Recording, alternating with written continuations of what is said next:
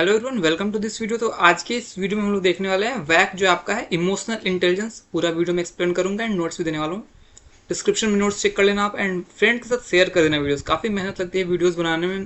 काफ़ी सारे मैंने कवर कर दिए हैं, 15 से 16 वीडियोज़ मैंने बना दिए हैं ऑलरेडी सेक वैक जी पे। तो आप चेकआउट कर सकते हैं प्लेलिस्ट जा करके मेरे चैनल पर एंड फ्रेंड के साथ शेयर करें। और स्टार्ट करते हैं बिना किसी देरी के। सिलेबस देखते हैं सबसे पहले। तो इसमें आपको 4 यूनिट्स हैं। तो सबसे पहले यूनिट्स में हमको पढ़ना है fundamentals of intelligence, emotional intelligence, जिसमें नेचर और सिग्निफिकेंस पढ़ेंगे। फिर मॉडल्स ऑफ इमोशनल इंटेलिजेंस, जिसमें एबिलिटी, ट्रेट, मिक्सड, ये सब चीज़ें आएंगी। इसके बाद आता है आपका building blocks of emotional intelligence, जिसमें सेल्फ अवेयरनेस, सेल्फ मैनेजमेंट और सोशल अवेयरनेस और रिलेशनशिप मैनेजमेंट जैसी चीज़ें पढ़ेंगे। यूनिट सेकेंड है पर्सनल कॉम्पिटेंस, जिसमें सेल्फ अवेयरनेस, सेल्फ मैनेजमेंट, इन सब चीज़ों के बारे में डिस्कस करेंगे। कैसे मैनेज करना इमोशन को, एंग्जाइटी, स्ट्रेस, फियर, एंगर, ये सब को। थर्ड यूनिट है सोशल कॉम्पिटेंस, जिसमें सोशल अवेयरनेस और रिलेशनशिप मैनेजमेंट ये सब पढ़ेंगे, जिसमें effective communication, collaboration, team work, conflict management, ये सब भी आएगा। एंड लास्टली हमें पढ़ना है इमोशनल इंटेलिजेंस के मेजर्स क्या होते हैं और कैसे हम स्ट्रेटजीज बना करके डेवलप कर सकते हैं अपने अंदर इमोशनल इंटेलिजेंस और उसको इन्हेंस कर सकते हैं। तो आपको एक बात बताना चाहता हूँ, एग्जाम से हट करके ये सब्जेक्ट काफ़ी ज़रूरी और इम्पोर्टेंट हो जाता है और इसलिए इसे ऐड किया गया है आपके एनईपी में, सिलेबस में, क्योंकि ये हर एक लोगों को ये जानना चाहिए और ये सब्जेक्ट पढ़ना चाहिए और इसको अपने लाइफ में ऐड करना चाहिए। इमोशनल इंटेलिजेंस बहुत ज़रूरी है लाइफ में आजकल के, तो बहुत ज़रूरी है आजकल के बिजी लाइफ में। हमें जो इस चीज़ों पर अगर कंट्रोल नहीं है, इमोशनल इंटेलिजेंस आपके अंदर नहीं है, तो कई बार अपने लाइफ में फेल हो जाओगे, कई बार डिप्रेशन में चले जा सकते हो, या फिर मतलब कहने का मतलब बहुत ही ज़रूरी है इसको समझना। आपकी लाइफ को बेटर बनाने में, ओवरऑल सक्सेस पाने में, बेटर बनाने में लाइफ को ओवरऑल काफ़ी ज़्यादा हेल्पफुल रहने वाला है। तो चलिए स्टार्ट करते हैं, बहुत ध्यान से समझिएगा। Emotional intelligence EI refers to the ability to recognize, understand and manage your own emotions and effectively navigate and respond to the emotions of others। तो इमोशनल इंटेलिजेंस एक एबिलिटी है जिससे कि आप खुद के इमोशंस को समझते हो, रिकॉग्नाइज करते हो, मैनेज करते हो और दूसरों के इमोशंस को भी आप अच्छे से समझ पाते हो, उस पर रिस्पॉन्ड कर पाते हो। ठीक है। It plays a crucial role in personal and professional success. बहुत बड़ा रोल प्ले करता है ये आपके पर्सनल सक्सेस में या फिर प्रोफेशनल सक्सेस में, as it influences how we communicate, build relationships and make decisions. क्योंकि इस इमोशनल इंटेलिजेंस के थ्रू हम कम्युनिकेट कर पाते हैं, रिलेशनशिप बना पाते हैं और डिसीजंस ले पाते हैं। अगर इमोशनल इंटेलिजेंस ही नहीं सही होगा तो सही डिसीजंस ही नहीं ले पाएंगे, सही ढंग से रिलेशनशिप नहीं निभा पाएंगे, कम्युनिकेशन गैप हो जाएगा। तो बहुत जरूरी है ये। Understanding the fundamentals of emotional intelligence can greatly enhance our self awareness, empathy and social skills. Clear है। तो कुछ पॉइंटर्स उसको देख लेते हैं। Emotional intelligence can be learned and developed over time with practice and self reflection. इस emotional intelligence को आप सीख सकते हो, अपने अंदर डेवलप कर सकते हो टाइम के साथ साथ, प्रैक्टिस करके और सेल्फ रिफ्लेक्शन के थ्रू। ठीक है। Research has shown that individuals with higher emotional intelligence tend to have better mental health, stronger relationship and higher job performance। Research में देखा गया है कि जो भी इंडिविजुअल जिसका हायर है इमोशनल इंटेलिजेंस, तो वो बेटर मेंटल हेल्थ होता है उसका, स्ट्रॉन्गर रिलेशनशिप्स होते हैं उनके और उनका जॉब में परफॉर्मेंस भी हायर होता है। मतलब ओवरऑल उनकी लाइफ काफ़ी सही रह जाती है। ठीक है। तो ये है इसका बेनिफिट। नेक्स्ट है point, improving emotional intelligence requires self reflection, self assessment and seeking feedback from others.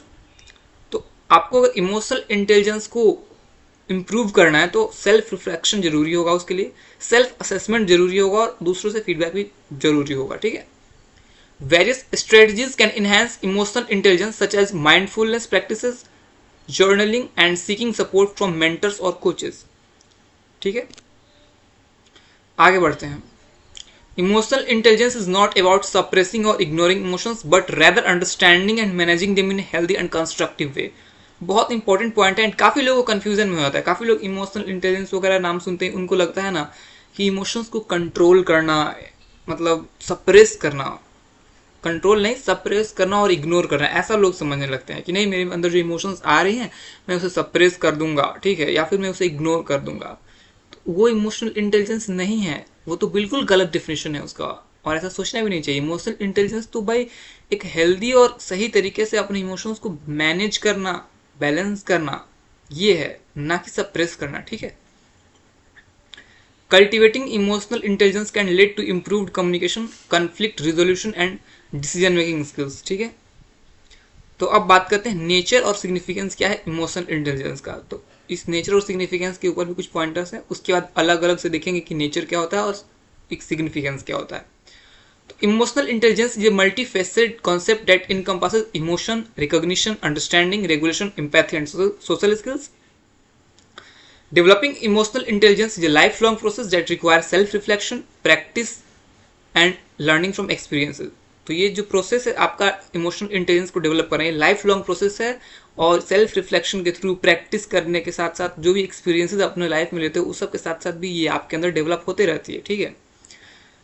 Emotional intelligence has practical applications in various domains including personal relationship, work place, leadership and mental wellbeing. तो इन scopes में इन जगहों पे इनका काफ़ी ज़्यादा application है।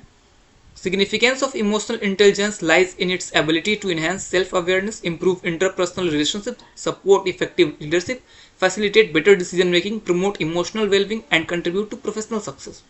Clear है? मतलब इमोशनल इंटेलिजेंस जो है आपको सेल्फ अवेयरनेस में इनहेंस करेगा, आपके इंटरपर्सनल रिलेशनशिप्स को अच्छा करेगा, इंप्रूव करेगा, आपके लीडरशिप को इफेक्टिव बनाएगा, बेटर डिसीजन मेकिंग आपके पास एबिलिटीज हो जाएंगी, आपका जो इमोशनल वेलबींग है वो सही रहेगा और आपके प्रोफेशनल सक्सेस में भी कंट्रीब्यूट करेगा। अब बात करते हैं नेचर ऑफ इमोशनल इंटेलिजेंस। इसमें पहला पॉइंट है emotion recognition. Emotional intelligence involves the ability to recognize and identify one's own emotions as well as the emotions of others. Emotional intelligence क्या है? एबिलिटी है जिसके थ्रू आप अपना और दूसरे का इमोशन को रिकॉग्नाइज करते हो, आइडेंटिफाई करते हो। It includes understanding verbal and non verbal cues, facial expressions and body language. इसमें आपको नॉन वर्बल और वर्बल और फेशियल एक्सप्रेशंस और बॉडी लैंग्वेज ये सब चीज़ें शामिल हैं जिसके थ्रू आप किसी का इमोशन जो है रिकॉग्नाइज करते हो, समझ पाते हो, पहचान पाते हो, ठीक है। अब मैं गुस्सा हूँ तो मेरे फेशियल एक्सप्रेशन से पहचान पाओगे आप, या फिर मैं खुश हूँ तो वो पहचान पाओगे आप। तो उसी तरह जिस भी टाइप का इमोशन है उसको आप पहचान सकते हो वर्बली और नॉन वर्बली और बॉडी की लैंग्वेज से और जेस्चर से, एक्सप्रेशन से, ठीक है। नेक्स्ट पॉइंट है, पहले तो हो गया इमोशन रिकॉग्निशन। नेक्स्ट पॉइंट है emotional understanding and expression. Emotional intelligence encompasses the capacity to comprehend and articulate emotions accurately. मतलब कि इमोशनल इंटेलिजेंस जो है उससे आप जो भी सामने वाला बंदा है या फिर आपने अपने खुद के इमोशंस को समझ करके समझ सकते हो, और जो दूसरा एक्सप्रेस कर रहा है उसके इमोशंस को समझ करके या फिर आपका जो इमोशन है उसको आप एक्सप्रेस कर पा रहे हो, उसको बोलते हैं। It involves being aware of underlying causes and triggers of emotions and being able to express them appropriately. और इसके अंतर्गत ये भी चीज़ें आती हैं कि कैसे आप अपने इमोशंस को एक्सप्रेस करते हो सही तरीके से, ठीक है। नेक्स्ट पॉइंट आता है emotional regulation. Emotional intelligence involves the skill of managing and regulating once own emotions. This includes controlling impulsive reactions, adapting to changing circumstances, and effective coping with stress and adversity. तो इस point में regulation करना, मतलब emotions जो है उसको कैसे आप रेगुलेट करते हो, अपने इमोशंस को कैसे आप रेगुलेट करते हो, जिसमें आपके रिएक्शंस शामिल हो सकते हैं, कैसे आप चेंजेस को, सर्कमस्टांसेस जो आपके आसपास बनी हुई हैं उसको आप कैसे अडेप्ट करके चेंजेस को समझते हो, कैसे स्ट्रेस और एंग्जाइटी से आप जो है अपने आप को कोप अप करते हो उससे इफेक्टिवली। तो ये सब चीज़ें आती हैं इमोशनल रेगुलेशन के अंदर। फोर्थ है empathy. Empathy is a crucial component of emotional intelligence. It entails understanding and sharing the emotions of others, being sensitive to perspectives and responding with compassion and understanding. तो empathy जो है एक crucial component है intelligence, emotional intelligence का। और इसमें क्या होता है, दूसरे के इमोशंस जो शेयर करते हैं उनको समझना, थोड़ा सेंसिटिव होकर के दूसरों की पर्सपेक्टिव को समझना और मतलब करुणा और दया के साथ उसे समझ करके और सुनना और रिस्पॉन्ड करना। फिफ्थ पॉइंट है social skills. Emotional intelligence encompasses the ability to build and maintain positive relationship. This includes effective communication, conflict resolution, teamwork and leadership skills. तो सोशल स्किल्स में आ ही गया कि जो इमोशनल इंटेलिजेंस है उसके हेल्प से आप एक अच्छा पॉजिटिव रिलेशनशिप बना सकते हो, कॉन्फ्लिक्ट जो भी होता है उसको कम कर सकते हो, टीम वर्क कर सकते हो और लीडरशिप स्किल्स आपके में आ जाएंगी, ठीक है। तो ये तो था नेचर। अब आते हैं significance of emotional intelligence. Emotional intelligence का क्या क्या सिग्निफिकेंस है। पहला सिग्निफिकेंस है improved self awareness. Emotional intelligence enhances self awareness by helping individuals understand their own emotions, strength and weakness. मतलब आप सेल्फ अवेयर जो आपका है वो सेल्फ अवेयरनेस वो इम्प्रूव हो जाएगा आपका with the help of emotional intelligence, because इससे आप अपने इमोशंस को ही पहचान पाओगे, अपने इमोशंस को पहचान पाओगे, अपने स्ट्रेंथ को पहचान पाओगे, अपने वीकनेसेस को पहचान पाओगे। तो ओवरऑल आपको खुद के बारे में आइडिया लग जाएगा अच्छे तरीके से, तो आप सेल्फ अवेयर हो जाओगे। ठीक है, this self awareness allows for personal growth, improved decision making and better management of relationship. और जब आप खुद सेल्फ अवेयर हो जाओगे तो ये आपको पर्सनल ग्रोथ में काफ़ी हेल्प करेगा। अगर मुझे खुद पता है मेरे रिगार्डिंग जो चीज़ें हैं वो खुद मुझे पता है कि मैं कैसा हूँ, मेरे कैसे इमोशंस हैं, मैं अपने बारे में सब चीज़ें जान पाऊंगा अच्छे तरीके से, तो फिर मैं अपने पर्सनल ग्रोथ में काफ़ी हेल्पफुल हो जाएगा मेरे लिए। मैं जो डिसीजंस लूँगा वो काफ़ी मतलब फास्ट हो जाएगा एंड काफ़ी इंप्रूव्ड हो जाएगा, सही डिसीजन ले पाऊंगा, बिकॉज मैं अपने बारे में जान रहा हूँ तो मैं अपने अकॉर्डिंग डिसीजन अच्छे से ले पाऊंगा। और अगर मैं अपने बारे में जानता ही नहीं हूँ ढंग से, मैक्सिमम लोग अपने बारे में खुद ही नहीं जानते कि वो किस टाइप के लोग हैं, तो उस टाइम पे डिसीजन मेकिंग तो बहुत पुअर हो जाता है उनका। ठीक है, तो उसको कम कर सकते हैं, इम्प्रूव कर सकते हैं। दूसरा कि अगर हम सेल्फ अवेयर हैं तो हम बेटर तरीके से रिलेशनशिप को मैनेज कर सकते हैं, बिकॉज हमें पता है कि हम किस टाइप के हैं, तो हम उसी टाइप से हम जो है रिलेशनशिप में मैनेजमेंट कर सकते हैं कि हाँ ठीक है, हम इस टाइप के हैं तो हम इस टाइप के लोगों से दूर रहें या फिर हम बच के रहें उनसे, या फिर समझ सकते हैं उसको मैनेज कर सकते हैं इफेक्टिवली। दूसरा पॉइंट है आपका enhanced interpersonal relationship. Emotional intelligence plays a vital role in building and maintaining positive relationship. Individuals with high emotional intelligence can empathize with others, communicate effectively and resolve conflict in a constructive manner. तो मतलब यही है कि emotional intelligence से second benefit ये है आपका कि इंटरपर्सनल रिलेशनशिप्स जो है आपका स्ट्रांग हो जाएगा, पॉजिटिव तरीके से मेंटेन कर पाओगे आप। जिस भी लोगों का हाई इमोशनल इंटेलिजेंस होता है वो चीज़ों को एम्पैथाइज करके दूसरों के साथ अच्छे से कम्युनिकेट करते हैं, कॉन्फ्लिक्ट्स को कम करते हैं, मतलब तो इससे क्या होता है उनका रिलेशन सही रहता है, पॉजिटिव वे में बनता रहता है। और थर्ड है significance effective leadership. Emotional intelligence is a crucial trait for effective leadership.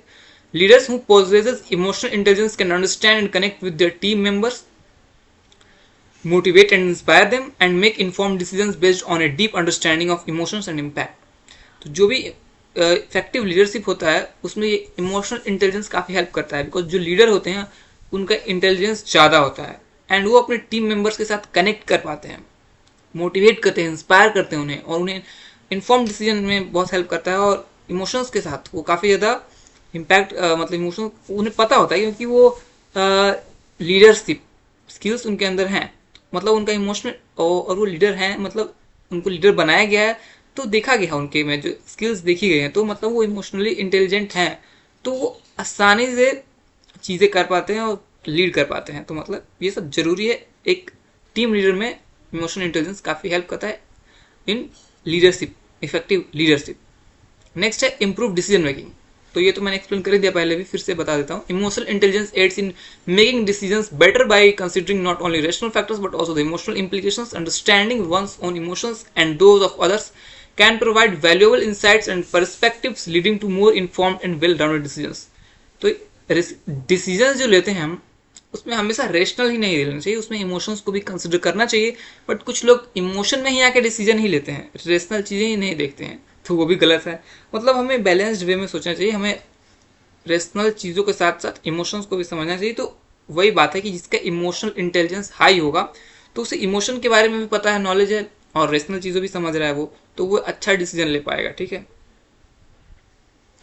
Next है बेटर इमोशनल वेलबिंग। तो जिसका इमोशनल इंटेलिजेंस हाई होगा वो बेटर तरीके से अपने मेंटल हेल्थ को मैनेज कर पाएगा, और स्ट्रेस को मैनेज कर पाएगा, एडवर्सिटी से कोप अप करेगा, अपना एक पॉजिटिव आउटलुक बना पाएगा, और उसका एक ओवरऑल इमोशनल जो है वेलबिंग बना रहेगा। Emotional intelligence skills also help prevent manage emotional disorder such as anxiety and depression. ठीक है, नेक्स्ट एंड लास्ट पॉइंट है प्रोफेशनल सक्सेस। तो emotional intelligence is increasingly recognized as a critical factor for professional success. It is associated with better job performance, leadership effectiveness, teamwork and adaptability to change work environments. ठीक है, तो clear है, मतलब professional success में काफ़ी help करता है ये इमोशनल इंटेलिजेंस। आप इससे अगर आप इमोशनली इंटेलिजेंट हो तो आपका परफॉर्मेंस, जो जॉब परफॉर्मेंस है वो भी बेटर होगा, लीडरशिप एबिलिटीज आप में अच्छी हो जाएंगी, टीम वर्क अच्छा हो जाएगा, सबसे अच्छे से कम्युनिकेट कर पाओगे, चीज़ें सही रहेंगी, तो प्रोफेशनल सक्सेस अपने आप आएगा। नेक्स्ट आते हैं मॉडल्स ऑफ इमोशनल इंटेलिजेंस। तो तीन मॉडल्स हैं, पहला है एबिलिटी मॉडल, ट्रेट मॉडल और मिक्स्ड मॉडल, ठीक है। When it comes to understanding and measuring emotional intelligence there are three primary models, the ability model, the trait model and the mixed model. तो तीनों को समझते हैं। तो सबसे पहले एबिलिटी मॉडल को देखते हैं। एबिलिटी मॉडल क्या है? Ability model of emotional intelligence focuses on cognitive aspects of emotional intelligence. It emphasizes the individual's capacity to perceive, understand and manage emotions effectively. The key components of तो ability model है, इसमें क्या होता है, जो इसमें जो मेन फैक्टर्स होता है वो कॉग्निटिव एस्पेक्ट्स होता है, ठीक है। और इसमें जो पर्सन की कैपेसिटी होती है, कैसे वो चीज़ों को समझ रहा है, उसको मतलब उसको परसीव कर रहा है अपने अंदर, और मैनेज कैसे कर रहा है, ये मेन मुद्दा होता है इस एबिलिटी मॉडल का। तो सबसे पहला होता है परसीविंग इमोशन। तो परसीविंग इमोशन का मतलब क्या है? The ability to accurately identify and recognize emotions in oneself and others. खुद के या फिर दूसरे के अंदर एक्यूरेटली आप आइडेंटिफाई या फिर रिकॉग्नाइज कर रहे हो इमोशंस को, तो वो बोलते हैं उसको परसीविंग इमोशन, ठीक है। दूसरा है using emotions, the skill to harness and integrate emotions to facilitate thinking, problem solving and decision making. और इमोशंस के हेल्प से आप थिंकिंग करते हो, प्रॉब्लम सॉल्विंग करते हो, डिसीजन मेकिंग लेते हो, तो उसके अंदर आ गया इमोशंस का यूज, तो ये हो गया। थर्ड है understanding emotions, the capacity to comprehend complex emotional information and the relationship between emotions, तो उसको बोलते हैं understanding emotions. Managing emotions, the ability to regulate and control one's emotions, adapt to changing emotional states and manage emotional reactions, तो उसको बोलते हैं managing. मतलब आप दूसरों के या फिर खुद के इमोशंस को कैसे रेगुलेट कंट्रोल करते हो, कैसे चेंजेस अडेप्ट करते हो, कैसे आप जो इमोशनल रिएक्शंस हैं उसको मैनेज करते हो, तो वो सब आता है मैनेजिंग इमोशंस के अंदर। तो ये मॉडल हो गया आपका एबिलिटी मॉडल, और इसके तीन पॉइंटर्स हैं, समझ गया। The ability model views emotional intelligence set of cognitive abilities that can be measured through performance based test and assessments, ठीक है। तो ये पॉइंटर्स देख लेना, एग्जाम में आएगा तो लिख सकते हो आप, ठीक है। अब दूसरा है ट्रेट मॉडल। ट्रेट मॉडल में क्या होता है? Trait model of emotional intelligence focuses on personality traits and dispositional characteristics related to emotional intelligence. It emphasizes the stable individual differences in emotional traits and tendencies. तो यहाँ पे जो focus होता है वो पर्सनालिटी ट्रेट्स पे होता है। ट्रेट मॉडल में बताया ही जा रहा है कि पर्सनालिटी ट्रेट्स को कंसीडर किया जाता है, कैरेक्टरिस्टिक्स को देखा जाता है, ठीक है। तो इसके पॉइंटर्स हैं आपके, पहला पॉइंटर है emotional self awareness, the extent to which individuals are aware of their own emotions and emotional patterns. क्या जो भी इंडिविजुअल्स हैं वो खुद के इमोशंस और इमोशनल पैटर्न से अवेयर हैं या नहीं है, तो इस फैक्टर पर डिपेंड करेगा ये। दूसरा इमोशनल सेल्फ मैनेजमेंट, मतलब the ability to manage and regulate one's emotions effectively, तो खुद से मैनेज करना, रेगुलेट करना इमोशंस को इफेक्टिवली, तो इमोशनल मैनेजमेंट में आ गया, सेल्फ मैनेजमेंट में। अब आता है सोशल कॉम्पिटेंस, तो skills to navigate social interactions, emphasize with others and build positive relationship, मतलब दूसरे के साथ कैसे आप नेविगेट कर रहे हो, कैसे एम्फेसाइज हो रहे हो, कैसे पॉजिटिव रिलेशनशिप बना रहे हो, तो वो आ गया सोशल कॉम्पिटेंस में। तो ये सारे चीजें दिखी जाती है ट्रेट मॉडल में। ट्रेट मॉडल बेसिकली इसी पे डिपेंडेंट है, पर्सनैलिटी ट्रेट्स पे, जिसमें कि सेल्फ अवेयरनेस, इमोशनल, उसके बाद इमोशनल सेल्फ मैनेजमेंट और सोशल कॉम्पिटेंस होता है। Trait model views emotional intelligence as a collection of personality traits, utilizes self report questionnaires and assessments to measure emotional intelligence, ठीक है। हम बाद में पढ़ेंगे, लास्ट यूनिट हमारा है पूरा कि कैसे मेजर होता है, बट यहाँ पे भी लिख दिया है मैंने कि कैसे ट्रेट मॉडल होता है। इसको हम लोग क्वेश्चनेयर के थ्रू और असेसमेंट के थ्रू मेजर करते हैं, किसी का अगर मेजर करना है इमोशनल इंटेलिजेंस तो। अब लास्ट है mixed model. Mixed model of emotional intelligence integrate from the both ability and trait model. अब इन दोनों मॉडल से चीज़ें लेकर के हम मिक्स्ड मॉडल होता है एक, और इसमें क्या होता है कि इसमें दोनों को कंसिडर करते हैं हम। It recognises that emotional intelligence consist of both cognitive ability and personality traits. Mixed model का ये कहना है कि कॉग्निटिव एबिलिटीज भी और पर्सनैलिटी ट्रेट्स, इन दोनों को मिला करके ही इमोशनल इंटेलिजेंस को रिकॉग्नाइज किया जा सकता है। The mixed model combines the measurement of emotional abilities with the assessment of emotional traits and self perceptions. It incorporates self-report questionnaires as well as performance-based tests to provide the comprehensive evaluation of emotional intelligence.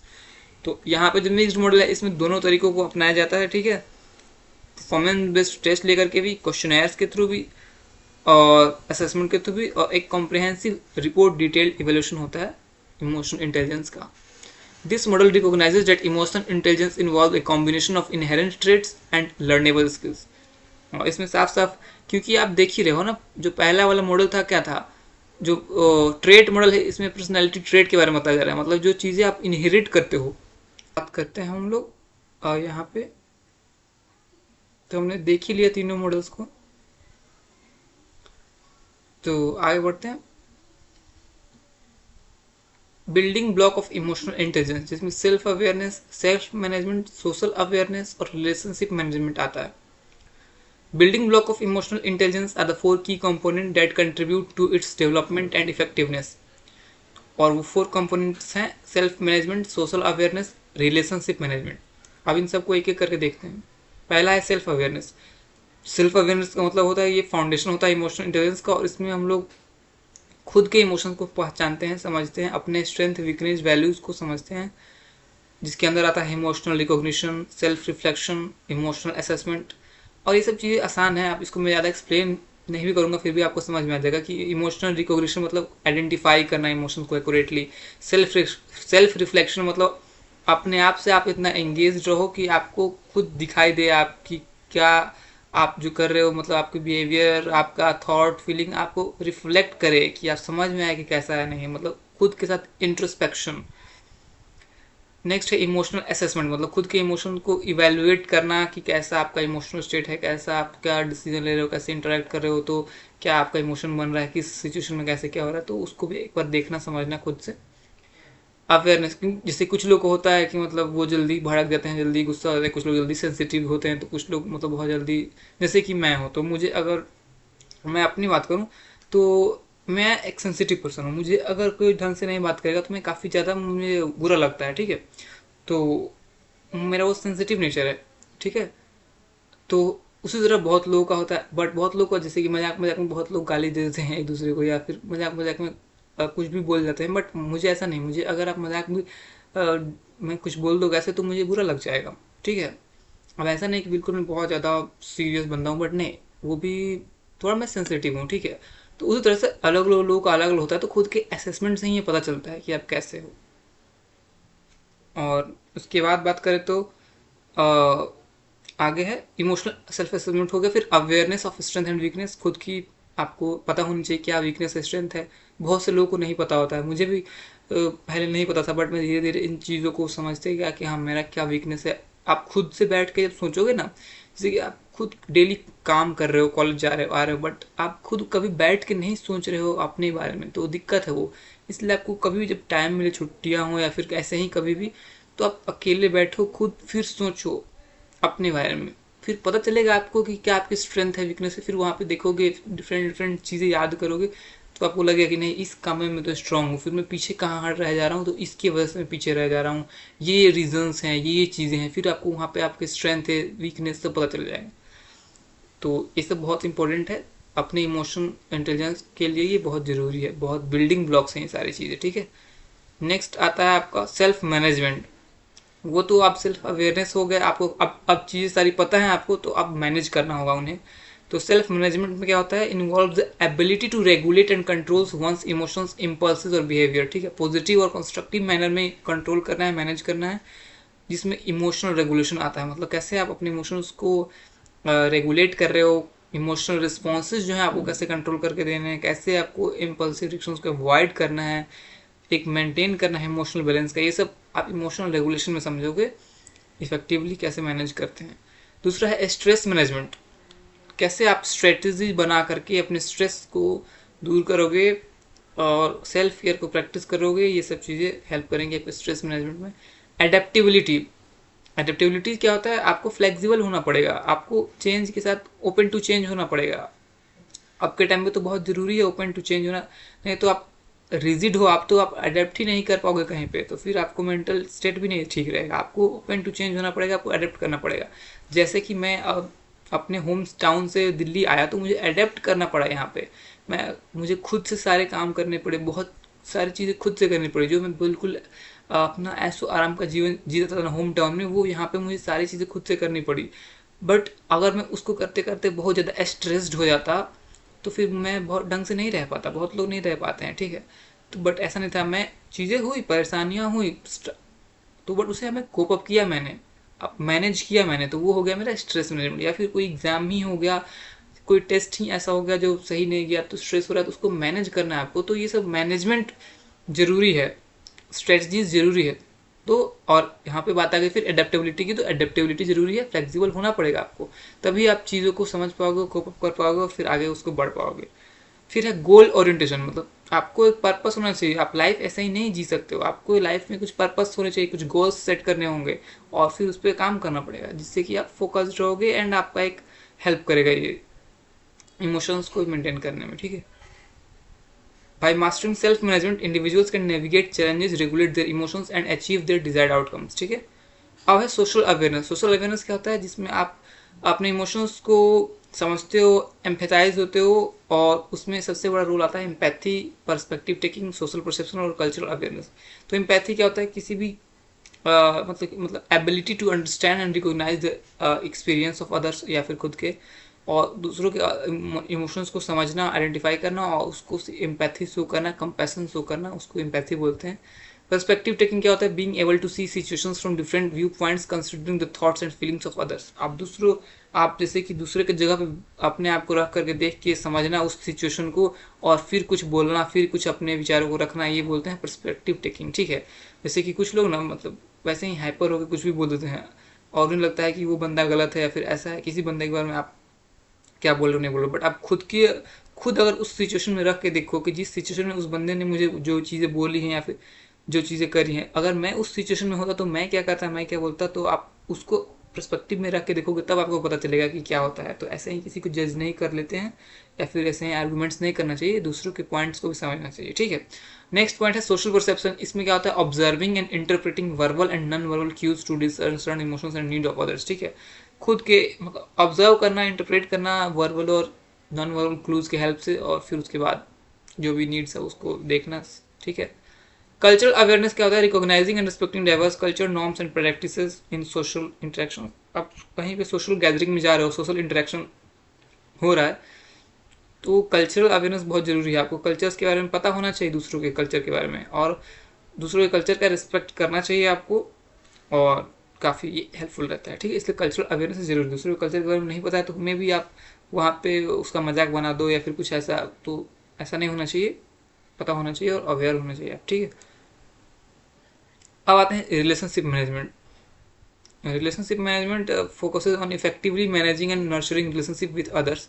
किसी के साथ आपको relationship निभाना है तो बहुत ज़रूरी है रिलेशनशिप मैनेज करना ढंग से। तो इसमें सबसे इंपॉर्टेंट पॉइंट्स आते हैं communication, conflict resolution, collaboration, team work और लीडरशिप। तो पहला और मोस्ट जो है आपका ये कम्युनिकेशन। तो कम्युनिकेशन में ये होता है कि रिलेशनशिप में हम अक्सर ऐसा करते हैं कि हम सुनते नहीं हैं दूसरों की, ठीक है। हमें दूसरों को सुनना चाहिए, क्लियर और इफेक्टिव कम्युनिकेशन करना चाहिए, अपने अंदर की फीलिंग्स को छिपा करके नहीं रखना चाहिए, क्लियरली बताना चाहिए, इफेक्टिवली आपको कम्युनिकेट करना आना चाहिए, ठीक है।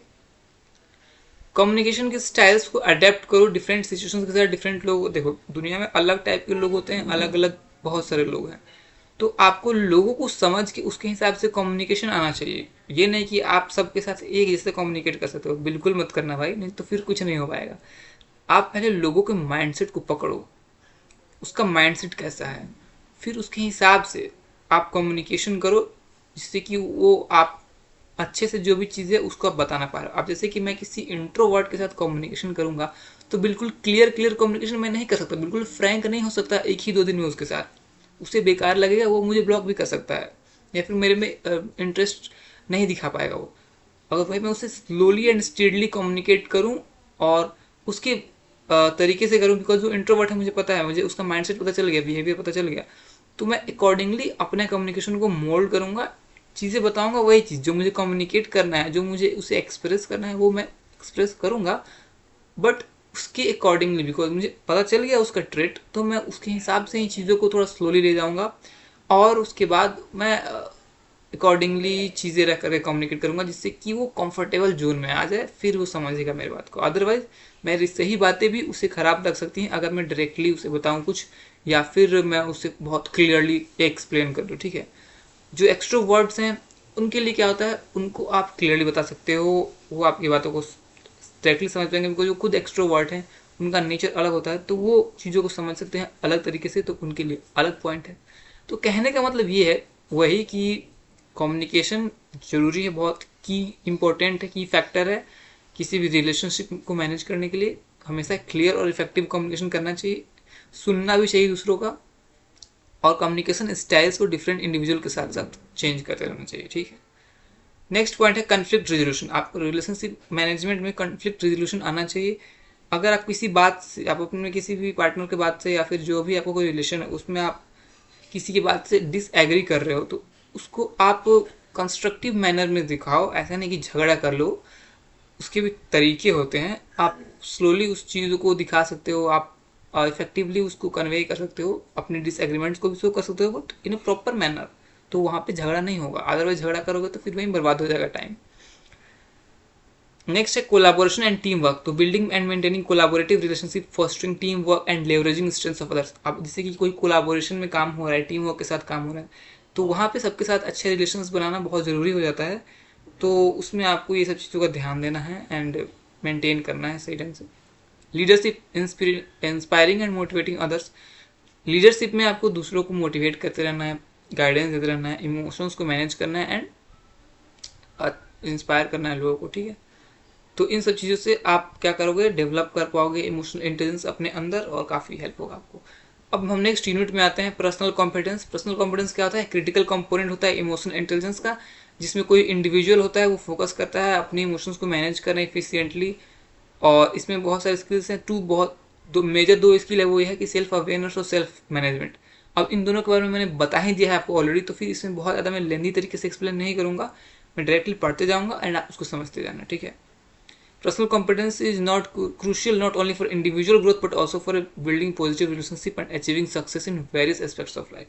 पर्सनल कॉम्पिटेंस सिर्फ खुद की ग्रोथ के लिए भी जरूरी नहीं है, बिकॉज जैसे कि आपने देखा कि पर्सनल कॉम्पिटेंस क्या होता है, खुद के इमोशंस को समझना और उस पर वर्क करना, उसको इफेक्टिवली मैनेज करना। और इसके दो स्किल होते हैं मेजर, इसके सेल्फ अवेयरनेस और सेल्फ मैनेजमेंट। ये दो चीज़ हो जाएंगी तो आप खुद को समझ पाओगे, खुद को मैनेज कर पाओगे ढंग से। बट यहाँ पे इससे क्या होगा, आपका इंडिविजुअल ग्रोथ तो हो ही रहा है, बट सिर्फ ये इंडिविजुअल ग्रोथ तक ही नहीं सीमित है, ये आपके पर्सनल के साथ साथ प्रोफेशनल लाइफ में भी, प्रोफेशनल के साथ साथ पर्सनल लाइफ में भी काम आएगा, आपके सक्सेस में काम आएगा, और भी जगह पे काम आएगा, हर जगह आपके काम आएगा, ठीक है। तो ये बहुत तरीके से हेल्प करेगा आपको। Developing personal competence requires self reflection, self assessment and commitment to personal growth. It involve cultivating self awareness. अब ये सब चीज़ें हैं। अब हम सेल्फ अवेयरनेस के बारे में पढ़ते हैं। सेल्फ अवेयरनेस क्या होता है, observing and recognizing one's own feeling. खुद की फीलिंग को ऑब्जर्व करना और समझना, रिकॉग्नाइज करना, अपने स्ट्रेंथ को जानना, अपने वीकनेस को जानना, ठीक है, अपने एरिया ऑफ डेवलपमेंट को समझना, ठीक है। तो अब सेल्फ अवेयरनेस के कुछ फंडामेंटल कॉन्सेप्ट्स है, उसको समझते हैं। Observing and recognizing one's feeling, इसमें क्या होता है, हम अपने खुद को, अपने आप की इमोशंस को ऑब्जर्व करते हैं, रिकॉग्नाइज करते हैं। और ये हम कैसे कर सकते हैं, अपने आप को जब ज़्यादा टाइम देंगे, अपने आप से ज़्यादा बातें करेंगे, अपने आप को ज़्यादा समझेंगे, तभी हम चीज़ों को ऑब्जर्व कर पाएंगे, ठीक है। दूसरा है माइंडफुलनेस। आपको माइंडफुलनेस प्रैक्टिसेस करना चाहिए, इससे आपको इन चीज़ों में जानने में हेल्प मिलेगी अपने बारे में। इमोशन आइडेंटिफिकेशंस, अपने आप को समझने में आपको चाहिए, आप लेवल्स करो इमोशंस को, जॉय, एंगर, सैडनेस, फियर, इन सब चीज़ों को आप नोट डाउन करो, लिखो कि क्या आप किस टाइप में क्या इमोशंस आप जनरेट कर रहे हो।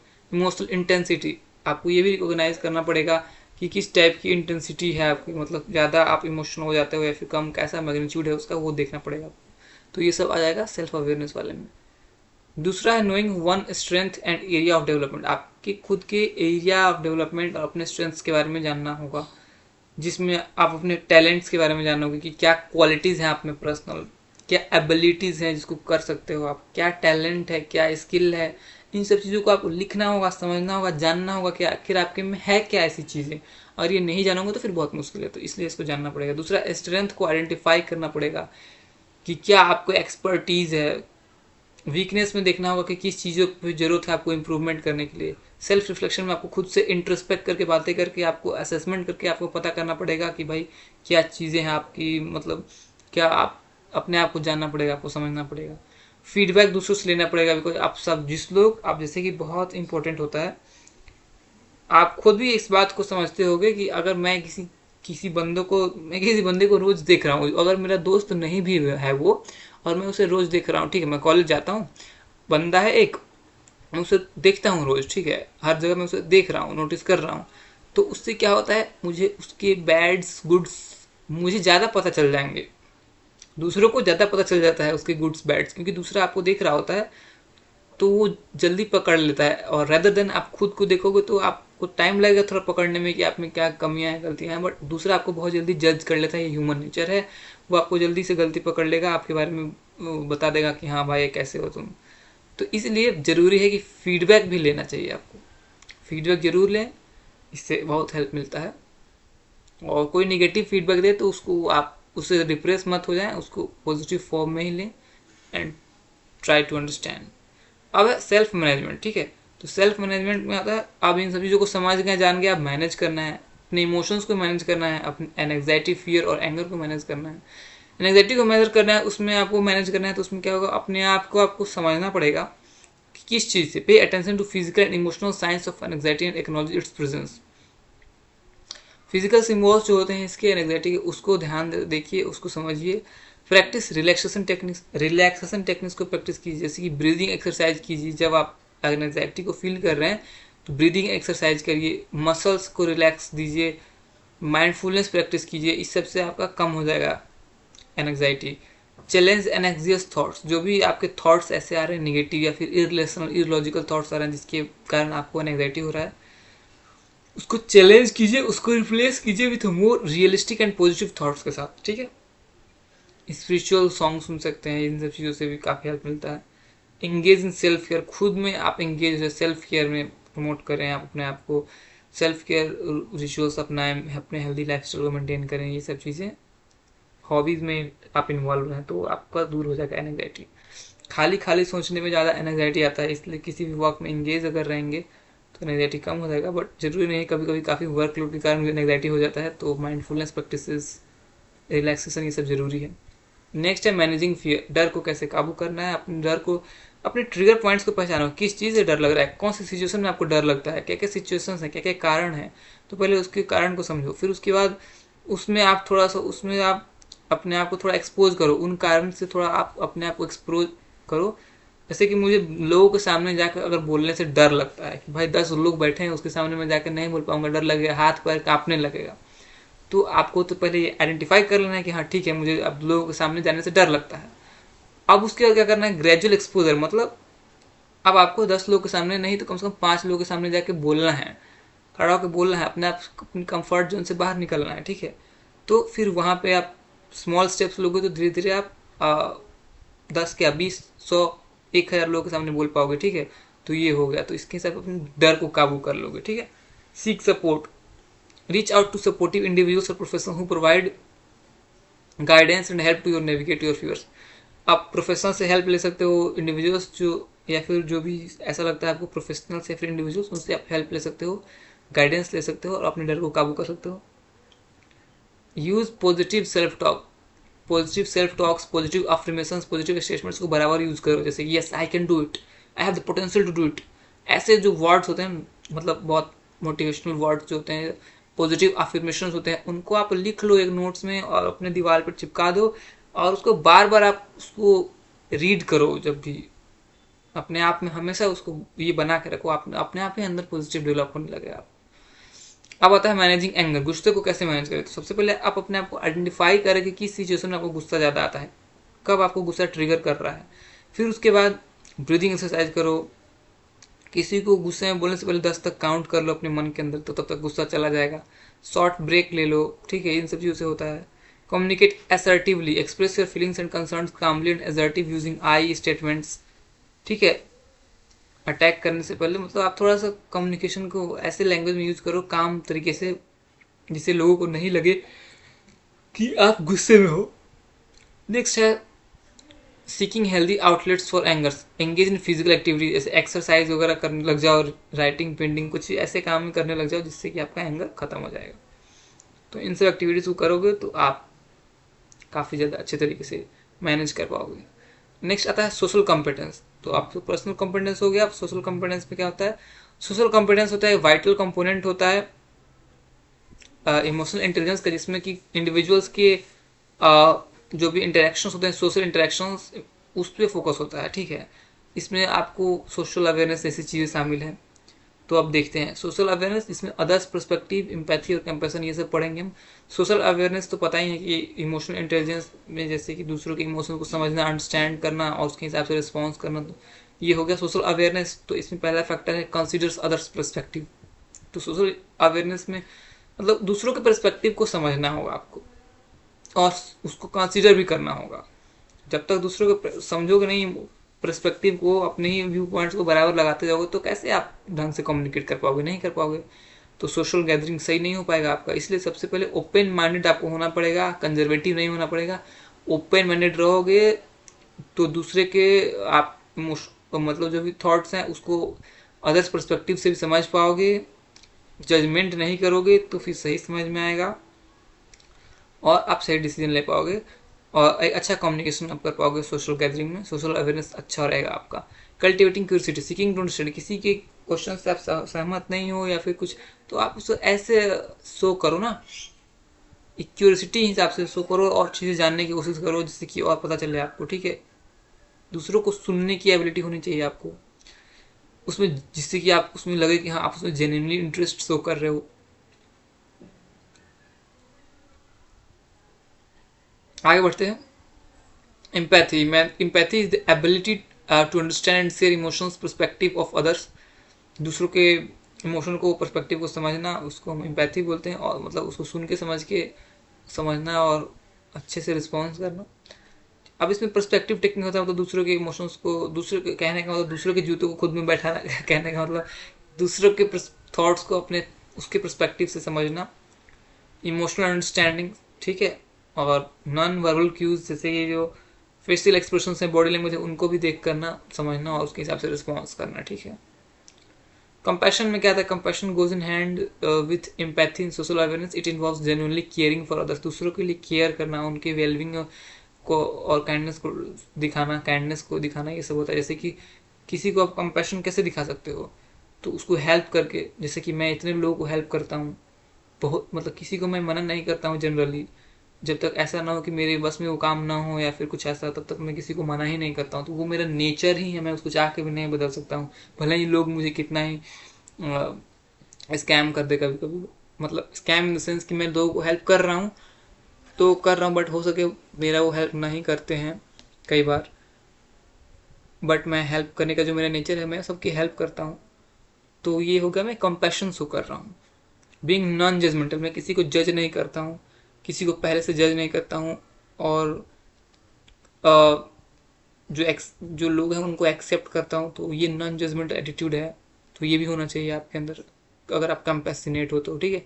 शोइंग अंडरस्टैंडिंग, आपको दूसरों को ये समझाना, मतलब दूसरों को ये आपको दिखाना चाहिए कि हाँ आप समझ रहे हो उनकी बातों को। तो ये भी काफ़ी हेल्प करेगा आपको। तो इस टाइप की एक्टिविटीज से आपको सोशल अवेयरनेस जो है काफ़ी। तो अब आगे बढ़ते हैं।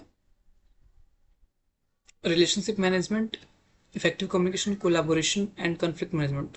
तो रिलेशनशिप मैनेजमेंट काफ़ी एक वाइटल कंपोनेंट है इमोशनल इंटेलिजेंस का, जो कि फोकस करता है आपको जो कि फोकस करता है आपको रिलेशनशिप को मैनेज करने में, उसको नर्चर करने में इफेक्टिवली। इसमें बहुत सारे स्किल्स होते हैं, जैसे कि इफेक्टिव कम्युनिकेशन हो गया, कोलैबोरेशन हो गया, ये सब चीज़ें हो गई। तो इफेक्टिव कम्युनिकेशन कई बार समझा ही दिया हूँ, तो फिर कितना बार समझाऊँ उससे। इफेक्टिव कम्युनिकेशन एसेंशियल होता है मेंटेन करने के लिए और बिल्ड करने के लिए रिलेशनशिप्स को।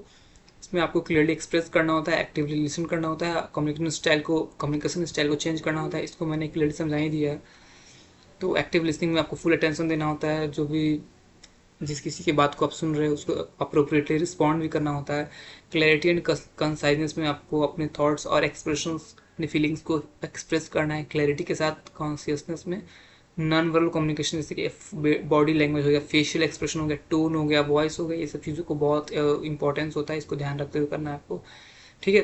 अब आता है collaboration and team work. Collaboration and team work भी बहुत एसेंशियल होता है किसी भी गोल को आपको अचीव करना है इफेक्टिवली। तो इसमें आपको स्ट्रेंथ्स को रिकॉग्नाइज करना है कि आपका जो क्या आपके यूनिक स्ट्रेंथ है और टीम मेंबर्स में कंट्रीब्यूशन का क्या है, उसको रिकॉग्नाइज करें। फिर उसके बाद रिस्पॉन्सिबिलिटीज को शेयर करें, टास्क को डिस्ट्रीब्यूट करें इक्वली सब में, जिससे कि और जो जिसका एक्सपर्टीज है उसको वो टास्क दें। और प्रमोट सिनर्जी, मतलब ओपन कम्युनिकेशन रखें ग्रुप के साथ, जिससे कि एक अच्छा इन्वायरमेंट वहाँ पे, प्रोडक्टिव टीम इन्वायरमेंट बने और सभी लोग एक्टिव पार्टिसिपेट करके आइडियाज़ को शेयर करें एंड अच्छा से आप वर्क करें। कन्फ्लिक्ट मैनेजमेंट में क्या होता है कि आपको कॉन्फ्लिक्ट मैनेजमेंट में एक्टिव लिसनिंग बहुत जरूरी होता है, दूसरों की बातों को सुनना चाहिए। फिर वहाँ पे आपको एक म्यूचुअली बेनिफिट वाले सोल्यूशन पे आपको आना चाहिए, एक म्यूचुअली बेनिफिशियल सोल्यूशन जो दोनों ही पार्टी के बीच को एग्री करे, एक कॉमन ग्राउंड चूज करना होता है। अब दो लोगों के बीच में झगड़ा हो रहा है तो उनको ठीक करना है, कॉन्फ्लिक्ट को मैनेज करना है, तो उस दोनों के बीच की कॉमन ग्राउंड पे आना पड़ेगा जहाँ पे दोनों का फायदा हो, फिर वो कॉन्फ्लिक्ट खत्म हो जाएगा।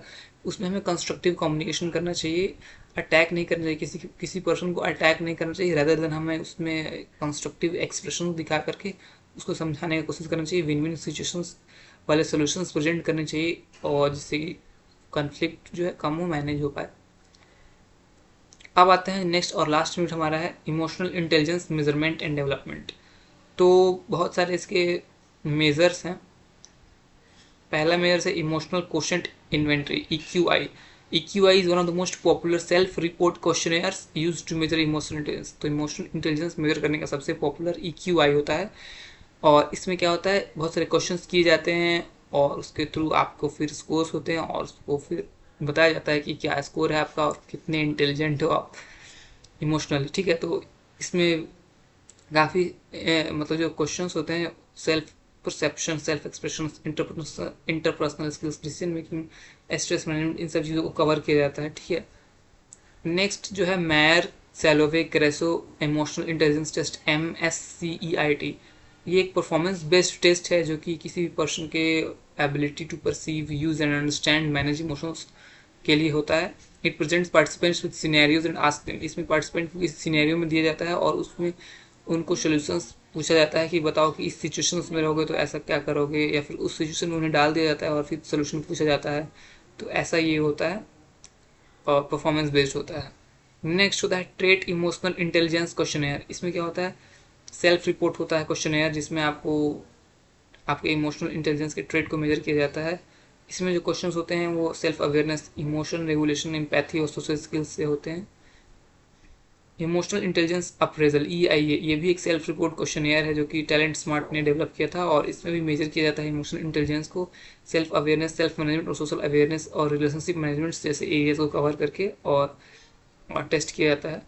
नेक्स्ट है बार ऑन इमोशनल क्वोशेंट इन्वेंटरी, ठीक है, EQI 2.0। इसमें एक रिवाइज्ड वर्जन है ये EQI का, जिसमें इमोशनल और सोशल फंक्शनिंग को एक्सेस किया जाता है, और इसमें जो डायमेंशन है उसमें self perception, self expression, interpersonal skills, decision making skills और स्ट्रेस मैनेजमेंट, इनको देखा जाता है और इसके हिसाब से इसको स्कोर जनरेट किया जाता है, क्वेश्चन होते हैं, ठीक है। लास्ट है Swinburne University emotional intelligence test, SUEIT। ये भी एक सेल्फ रिपोर्ट क्वेश्चनेयर है जिसमें इमोशनल इंटेलिजेंस को एसेस किया जाता है, मतलब इवेल्युएट किया जाता है on the basis of different domain, जैसे कि self expression, interpersonal skills, decision making, ठीक है। तो ये भी होगा। तो ये सारे आपके डिफरेंट मेजरमेंट्स हो गए इंटेलिजेंस, इमोशनल इंटेलिजेंस को मेजर करने के। अब है स्ट्रेटजीज, कैसे है, क्या क्या स्ट्रेटजीज होनी चाहिए जो कि हम इमोशनल इंटेलिजेंस को डेवलप कर पाए और उसे इन्हेंस कर पाए। सबसे पहला कि increase self awareness, self awareness को इंक्रीज करो। अपने आप के बारे में जितना जानोगे उतना ज़्यादा आप बेटर डिसीजन ले पाओगे, बेटर इंटेलिजेंस जो आपके अंदर आ जाएगी। तो अपने आप को जानना है, ठीक है। Reflect your emotions, regularly take time to identify and understand your emotions. अपने आप को टाइम देना है, अपने आप से बातें करना है, अपने इमोशंस को समझना है, अपने पैटर्न्स को, ट्रिगर्स को समझना है। प्रैक्टिस माइंडफुलनेस, ऐसे एक्टिविटीज़ में इन्वॉल्व हो जैसे कि मेडिटेशन, डीप ब्रीदिंग एक्सरसाइज, जिससे कि आप अपने आप को ज़्यादा टाइम दे पाओगे, अपने आप को समझ पाओगे। फीडबैक लो दोस्तों से, ट्रस्टेड सोर्सेज से फीडबैक लो। ऐसे लोगों से मत लो फीडबैक जो आपको डिप्रेस कर दे, ठीक है। जो आपके बहुत जेन्युइनली ट्रस्टेड आपके दोस्त हैं या फिर फैमिली है, उनसे आप सलाह ले सकते हो, फीडबैक ले सकते हो। इनहेंस इमोशनल रेगुलेशंस, आपको अपने स्ट्रेसर्स को आइडेंटिफाई करना होगा, किस चीज़ में आप किस सिचुएशन में पढ़ने पे आपको स्ट्रेस हो जाता है, क्या कब कब आपको स्ट्रेस होता है, कैसे क्या होता है। अपने इमोशंस लेवल को समझो, फिर उसको आप स्ट्रेटजी बना करके इफेक्टिवली सॉल्व कर सकते हो, इंगेज कर सकते हो ऐसे एक्टिविटी, जैसे कि रिड्यूस आपका स्ट्रेस आपका रिड्यूस हो जाए, जैसे कि रिलैक्स वाले सेशंस में एक्सरसाइज, हॉबी जो भी है उसको करो, अपने नेचर के साथ टाइम स्पेंड करो। इन सब चीज़ों को करके आप अपने स्ट्रेस को दूर कर सकते हो, ठीक है। सबसे पहले तो स्ट्रेस आइडेंटिफाई करना है, फिर उसको दूर करना है। फिर use cognitive reframing, challenge negative और irrational thoughts and reframe with positive. जो भी निगेटिव थॉट्स आ रहे हैं आपके मन में उसको पॉजिटिव थॉट्स के साथ चेंजेस कर दो, ठीक है। नेक्स्ट है cultivate empathy and social awareness. Practice active listening, focus on fully understanding others by actively listening, maintaining eye contact and ask clarifying questions, ठीक है। मतलब आपको सबसे पहले तो एक्टिव लिसनिंग, दूसरों को सुनने की एबिलिटी आपके अंदर डेवलप करनी पड़ेगी। उसके बाद आई कांटेक्ट मेंटेन करो, क्वेश्चंस पूछो, ये सब चीज़ें जो है ये सबसे आपका डेवलप हो जाएगा, ठीक है। Social awareness, put your self in others shoes, मतलब आपको दूसरों के पर्सपेक्टिव से भी सोचना है और कंसीडर करना है दूसरों के इमोशंस को भी। इंगेज इन डाइवर्स एक्सपीरियंसेस, बहुत सारे लोगों से मिले, बात करें, समझे लोगों को, तो बहुत डाइवर्स कल्चर भी समझ में आएगा आपको, ठीक है। कम्युनिकेशन स्किल्स को इम्प्रूव करें, आप दूसरों को जब बात करें दूसरे तो उनके प्रति आप अटेंटिव रहें, उनके नॉन वर्बल क्लूज को भी समझे, बॉडी लैंग्वेज को भी देखे, टोन, वॉइस, फेशियल एक्सप्रेशन, इन सबको समझे, क्या वो एक्सप्रेस कर रहे हैं, थॉट्स, फीलिंग, उसको भी ढंग से समझे, सुने, ठीक है। तो इन सब से आपका हो जाएगा। Foster positive relationship, positive relationship को फोस्टर करने के लिए आपको ट्रस्ट बिल्ड करना होता है, कन्फ्लिक्ट को रिजोल्यूशन, मतलब कन्फ्लिक्ट को कम करना पड़ता है और कोलाबोरेशन ज़्यादा करना पड़ता है। तो इन सब चीज़ों का ध्यान रखें तो आप एक अच्छा रिलेशनशिप बना पाओगे।